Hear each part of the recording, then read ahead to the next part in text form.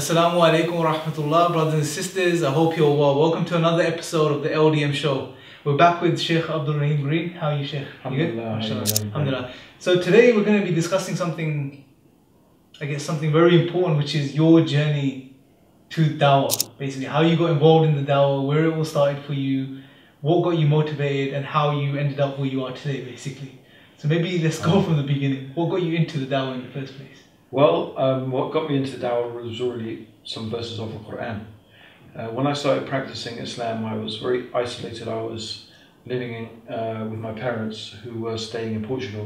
Well, they lived in Portugal. My mum still does, in Portugal. And I just had a lot of time. I was just reading the Quran a lot. And, you know, I came across these verses of the, you know, of not hiding the truth, especially in Surah Baqarah. You know, and it talks about how, you know, the people before us, they were tasked with passing the message, but they hid the truth. They knew that Muhammad was a prophet, but they hid it. And, you know, Allah was talking about the punishment.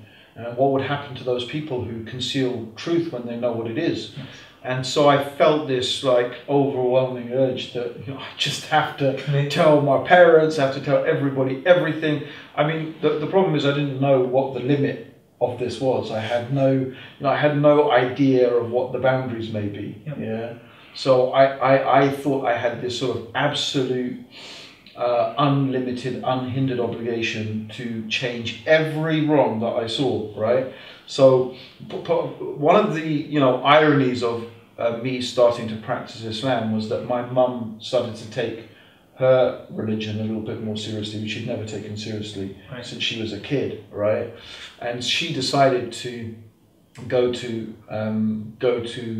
midnight mass on Christmas, which is about the only time she ever used to go to church. And I was so, you know, determined that, you know, I must enjoy the right and forbid the wrong, that I decided I was going to sit in the middle of the driveway and prevent her from driving out. Wow, you know, and you know, but for some reason, my thought process led me to realize that, you know, that might not be the wisest thing. Yeah. You know, but the point is that those verses inspired and motivated me, and made me realize that conveying the message was something really important.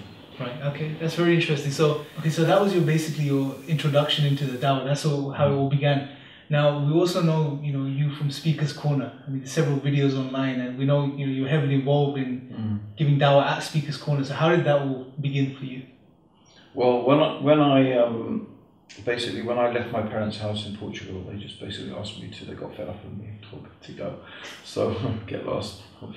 So I went back to UK, and I think that same weekend I went to pray Jummah in the London Central Mosque, and that same weekend, that same Sunday, I went down to Speaker's Corner. So I arrived there and I heard this Christian, and he was basically obviously preaching about Jesus, and he said Jesus is the Son of God. Now when I heard him say that, I felt so angry. I mean, even though I used to believe that, when I heard him say it, it just made me really angry. Like, how could an insult to God come out of the mouth of a human being, you know? Yeah. So I was just angry. I wanted to say something, and I looked at him, you know, I gave him dagger eyes, and I pointed my finger and I said, "No, he's not." And I didn't know what else to say. You know, it's like I wanted to say something, and I was like so frustrated. I went away from Speaker's Corner like really frustrated. Would you say that was the first time you actually spoke out in public as your public speaking? Yeah, well, certainly for Islam, and so, but then I came to a bookshop, you know, Islamic bookshop, and I saw this book called The Choice. Yeah, this book, The Choice by Ahmed Deedat. So I started flicking through it, and I thought, wow, this is amazing, right? Now I know what to say, right? So I would go back every weekend to Speaker's Corner, right? And I would ask these questions. I would memorize, you know, I would just write all this stuff out and memorize this verse and that verse, right? And I would just like say, how about this and how about that? And your Bible says this and then it says that. And these guys did not know what had hit them, right? They, you know, I think in those days, Ahmed Deedat is very famous to all of us, but yes, the Christians had never heard anything like this before. You know, after a while they became attuned to it, but at the time it was like they were just like, they didn't know what to say. You know? How did you find the people back in those days. Because these days when you go to Speaker's Corner, for example, when we go there on Sundays, the people, it's almost like a pantomime in some respects. The people are there just to heckle. There's hecklers, and then you've got the crowd that gathers around. But it's almost a drama. No, not many people are very sincere as to what's going on. It was always definitely. It was still like that back in those days. Same. Very much so. But when I started speaking, funnily enough, I didn't actually start speaking in Speaker's Corner. I started speaking in Leicester Square. The first time I stood up on a milk crate and started speaking was in Leicester Square. And actually, I still think that's the best place for Dawah in London, because we used to get amazing results in Leicester Square.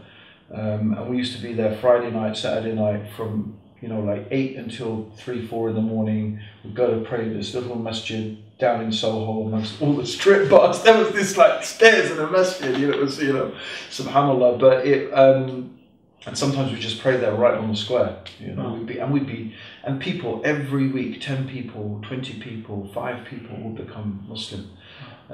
So I first started to speak there.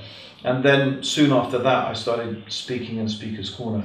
But there was a sort of etiquette there. At the time, there was a brother called Muraduddin, rahimahullah, and he was an American, sort of fiery American, sort of Malcolm X style, semi-black nationalist, speaker. And there's a bit of etiquette that he was the sort of Amir down there. Yep. So I sort of had to slot myself in between his, sessions. But after a while, I just started speaking on my own. It took a long time. I think a whole year I would stand up there and the hecklers would just descend on me. Yeah. And they would descend on me and they would heckle me non-stop. Oh. And I couldn't even hear myself think. There was like 3 or 4 of them just attacking me. It's almost like a baptism of fire. Right? It's like, let's see if we can frighten this guy off. Yeah. But bit by bit, I started to, I persevered anyway. I stuck with it. And I think the real key for me was when I actually started to think strategically and actually plan things. What I did is I thought, okay, look, how much can these hecklers are shouting at me? I don't know what made me think, but I started to think, I wonder how many people in the audience can actually hear what the heckler is saying. Yeah. Right, because to me, all I can hear is the heckler. But at the end of the day, I'm not speaking to me, I'm speaking to the audience of people. Yes. So what I realized is that when you stand in the audience, most people in the audience can't hear what the heckler is saying. Maybe a couple of people around him, but most people in the audience can't actually hear the heckler. Right. They can hear you because you're standing up there, you're projecting your voice to all of them, but the heckler is standing facing you. Now, unless he comes right in front of you and starts speaking to your audience, that is almost like... That's debate. It breaks the etiquette. There's certain etiquettes, even the hecklers follow it. You can't just come and nick somebody's audience, right? You can't come stand there and just take over somebody's audience, right? That was... even the hecklers understood that was against the etiquette. The rules. Yeah, unwritten rules. So then I just used to say, well, forget it then. I don't need to listen to these guys. I don't need to pay attention. And I just learned to block them out. Mm. And after that, I guess they sort of gave up because they realised I wasn't getting anywhere. That's actually really useful information thinking about it. Because normally what happens is when new brothers go there, the hecklers become intimidating, and we just, like you said, your focus goes on them, and they ruin the whole. You have to ignore them. Yep. Basically, you just blank them out. Right. You totally ignore them, and you keep speaking because most people can't hear what the heckler is saying. So I guess to conclude, as far as if there's some brothers that are watching that thinking, okay, I want to go out there and give dawah, or I want to go to Speaker's Corner.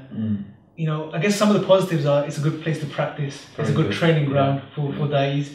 And what one final piece of advice would you give them if they're looking to do this, and what could they? Final piece of advice: just have a lot of sabr.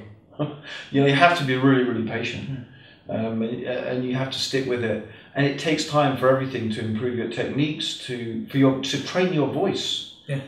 You actually have to train your voice. It will take you months and months of practice to be able to shout constantly, loudly for more than 10 minutes before losing your voice. That takes time. But it's a great place because you learn to think on your feet, and even if you don't stand up and speak, there are lots of people to talk to, and there are lots of people who go to Speaker's Corner because they really want to know. Yes. They want to talk. So it is a good place. I think it is a good place to go. And, you know, it's a great place to start, actually. MashaAllah. Jazakallah khair for that information. God bless you. Ameen. Assalamu alaikum.